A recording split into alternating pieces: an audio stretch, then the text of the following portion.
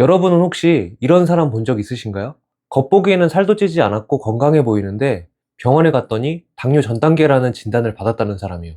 요즘 이렇게 마른당뇨 사례가 점점 늘고 있습니다. 그리고 또 하나 재미있는 사실. 미국 사람들 중에는 우리나라에서는 보기 힘든 차원이 다를 정도로 고도비만인 사람들이 많잖아요. 그런데 신기하게도 당뇨병 유병률은 한국과 큰 차이가 없다고 해요. 좀 이상하죠? 확실히 우리가 알고 있는 상식만으로는 설명하기 어려운 현상이죠. 어떻게 이런 일이 가능한 걸까요? 아직 국내에서는 낯설지만 이를 설명해주는 개념이 있습니다. 바로 개인 지방 저장 한계치라는 개념인데요. 캠베리 박사는 이에 대해 다음과 같이 설명합니다. We all have that one friend that can literally live on junk food, Pepsi Cola, corn chips, Doritos, honey buns, donuts, and seemingly they're still slender and evidently in good health. How's that fair? It seems like it's not fair. At least to me it does. I think it probably does to you too. In this video, we're going to unpack this concept and why this occurs and why your slender, healthy friend may not be as healthy as you think he or she is. And this video is going to help you understand the personal fat threshold. Where are you fat at?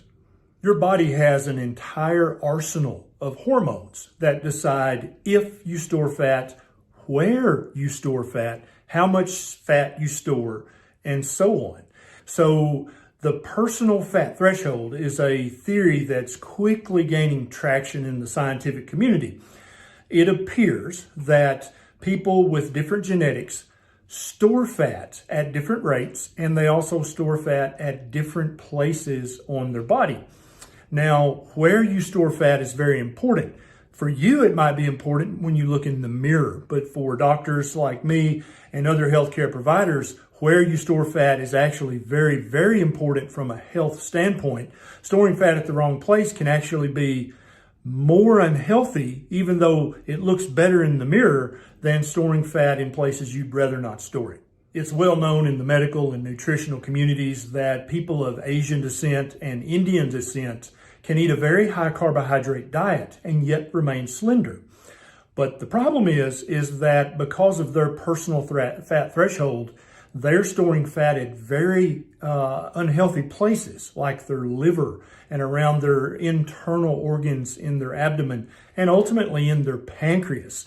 And so when you look at someone of Asian or Indian descent, or some Caucasians who are on the bottom side of the bell curve distribution, they can live on carbohydrates, a very high carbohydrate diet, and yet look slender. They are obviously slender, but they can look metabolically healthy even though they are not. Other people, especially Caucasians and people of Nordic descent, if they eat a high carbohydrate diet, they're going to immediately start to deposit fat that we call peripheral fat. So fat in their upper arms, in their thighs, in their booty, on the outside of their belly, their love handles, their back boobs, their front boobs. All of these places immediately start to store fat. And so many Caucasians won't develop early prediabetes, type 2 diabetes, or fatty liver. They'll just store fat peripherally. And although this looks less than optimal in the mirror, it is actually protective against diabetes and fatty liver up to a certain point. And then back to our friends with Asian and Indian genetics, they'll stay very slender on the outside, but they'll be storing far too much fat in their liver, in their pancreas, and around their internal organs inside their abdomen. 앞에서 제가 미국 사람들이 훨씬 뚱뚱한데도 당뇨병 유병률은 우리나라와 크게 다르지 않다고 말씀드렸죠. 실제로 미국인의 비만율은 43%로 한국보다 무려 7배나 높습니다. 그런데 놀랍게도 조사에 따르면 2020년 기준 한국 성인 30세 이상 당뇨병 유병률은 16.7%, 미국은 2021년 기준 11.6%였습니다. 쉽게 말해 한국인이 훨씬 날씬한데도 당뇨병은 더 흔하게 나타난다는 거죠. 단순히 체중만으로는 설명할 수 없는 현상입니다.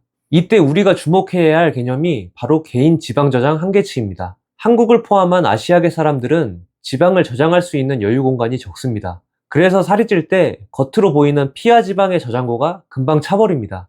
문제는 바로 여기서 시작됩니다. 피하 지방이 한계에 도달하면 남은 지방은 원래 쌓이면 안 되는 곳, 즉 내장지방이나 이소성 지방 형태로 축적되기 시작합니다. 여기서 잠깐 정리해 보겠습니다.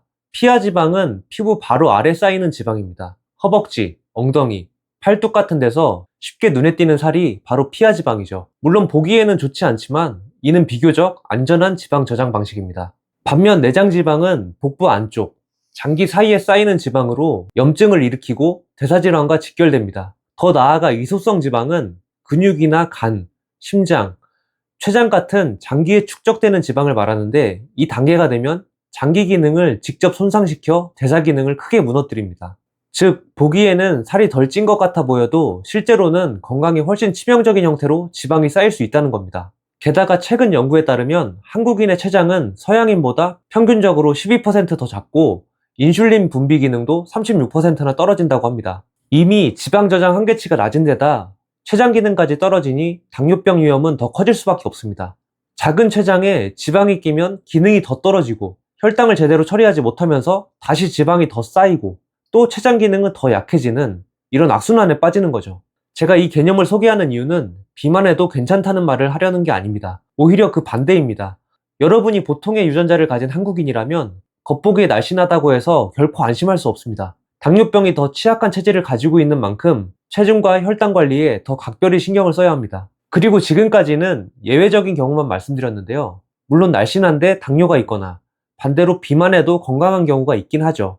하지만 사실 대부분의 경우 피하지방이 많으면 내장지방과 이소성 지방도 함께 쌓여있을 가능성이 큽니다. 이제 캠베리 박사는 이 개념과 관련한 자신의 경험, 그리고 주의사항과 해결책까지 제시합니다. Your personal fat threshold will change as you go through this journey we call life.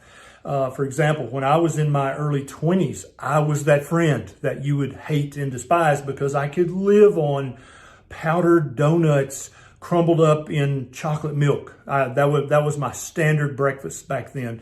And I would have chips and donuts for lunch and then a huge plate of pasta for dinner. And I was able to do that for years without developing any peripheral fat, the fats you can see on the outside of my body. If we could go back in time and grab my 25-year-old self and hold him down and check his hemoglobin A1C, his C-peptide, his fasting insulin, his markers of inflammation, and we could do an abdominal ultrasound on my 25-year-old self, we would see immediately that I was metabolically sick. I would have hyperinsulinemia and elevated levels of inflammation, and definitely I would have too much fat stored in my liver and my pancreas, but looking at me from the outside, I looked very slender and healthy. But as we go through life, we tend to start to store more fat peripherally, or mirror fat, you might want to call it, that you can actually see when looking in the mirror. And we don't know exactly why that occurs, but we do know that as people get older, it becomes easier or less hard for them to develop peripheral adiposity or developing fat on the outside where other people can see it. The people I hope you'll share this video with are people who are in their teens or 20s or early 30s, and they're very slender, but they live on a high carbohydrate junk food diet because looking in the mirror, they judge themselves to be very healthy. Look at me, I'm very slender. How can I possibly be sick? I obviously don't have diabetes or fatty liver.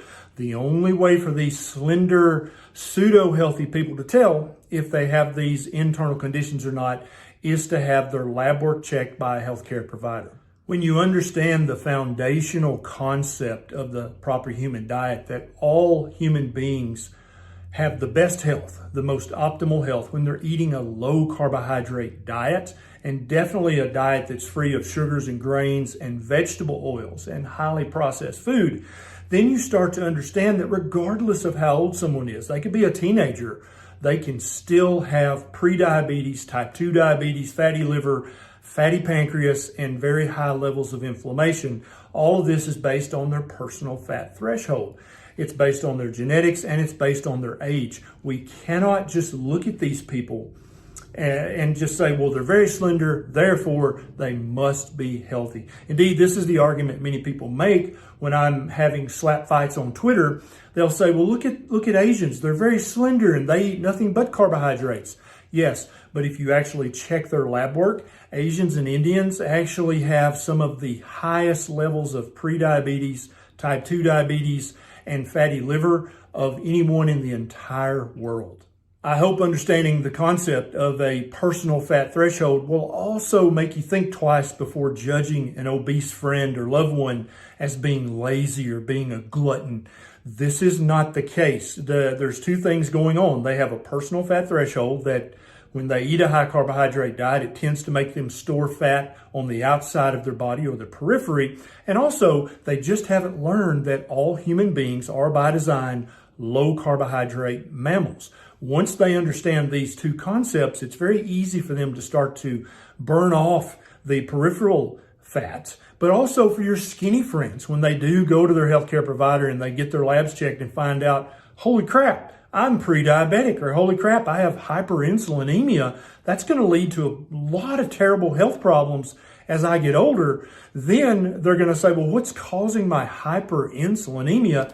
It's a high carbohydrate diet. And once they start to dial down their carbohydrate intake, their fatty liver goes away, their prediabetes or type 2 diabetes goes away, their fatty pancreas goes away immediately, their inflammatory markers start to go down, and then they not only look healthy, but then they actually are healthy. And for your morbidly obese or obese friends, when they realize that they're a low carbohydrate mammal, that if they eat too many carbohydrates, they're going to get fat. They can start to lower their carbohydrate intake and again benefit from all of the amazing health benefits of eating a low carb, a ketogenic, or a carnivore diet. All of these diets being part of the proper human diet. I've included a couple of research links in the show notes down below. Please do some further reading about this. Don't trust my opinion or anyone else's. Also, you may want to print out these studies if you go to your doctor as a slender person or a skinny person and your doctor refuses to order these lab tests, then you can show them this study and say, hey, what if I'm TOFI, thin on the outside, fat on the inside?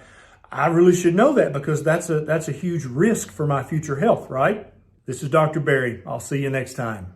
지금까지 살펴본 개인 지방 저장 한계치 개념으로 보면 대부분의 한국인은 겉보기에는 날씬해 보이지만 실제로는 질병에 훨씬 취약할 수 있습니다. 하지만 너무 낙담하실 필요는 없습니다. 오히려 저는 이런 유전적 불리함이 일종의 축복일 수도 있다고 생각합니다. 그냥 하는 말이 아니라 진짜로요. 저도 사실 살이 굉장히 잘 찌는 체질이에요. 친가 쪽 식구들이 모두 대식가에 살이 잘 찌는 편입니다. 저 역시 그 기질을 그대로 물려받았죠. 하지만 그 덕분에 어릴 때부터 다이어트와 운동에 관심을 가졌고 지금은 함께해요 운동 채널이라는 운동 채널과 지금 이 이상한 다이어트 채널까지 운영하고 있습니다. 결과적으로는 제 불리한 체질이 저를 이 길로 이끌어온 셈이죠. 그리고 또 하나 중요한 사실은 체질은 고정된 것이 아니라는 겁니다. 이건 이미 과학적으로 입증된 사실인데요. 후성 유전학이라는 분야가 있습니다. 쉽게 말해 유전자는 우리가 가지고 태어난 기본 설계도지만 생활 습관과 환경에 따라 그 유전자의 스위치를 켜거나 끌 수 있다는 겁니다. 저는 캠베리 박사가 제시한 인간 본연의 식단, 즉 키토 다이어트를 도입한 이후로는 예전과 달리 살이 잘 찌지 않는 체질로 바뀌었다고 느낍니다. 아니 어쩌면 지금 제가 실천하고 있는 식단이 제 안에 있는 살찌는 유전자 스위치를 꺼버린 건지도 모르겠습니다. 마지막으로 저희 채널의 댓글을 보면 키토 다이어트는 서양인한테나 맞는 식단이고 동양인에게는 적합하지 않다라는 주장을 종종 보게 됩니다. 하지만 지금까지 살펴본 동양인의 특성을 생각해보세요. 지방 저장 한계치가 낮고 췌장 용적도 작은 만큼 탄수화물 섭취를 줄이는 저탄수화물 식단은 오히려 동양인에게 더 권장돼야 할 식단 아닐까요? 이상한 다이어트였습니다.